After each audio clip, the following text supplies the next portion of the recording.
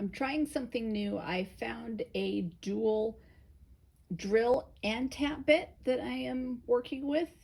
It seems to be working really well. I don't have to back out of the hole like I was with the regular tap bit.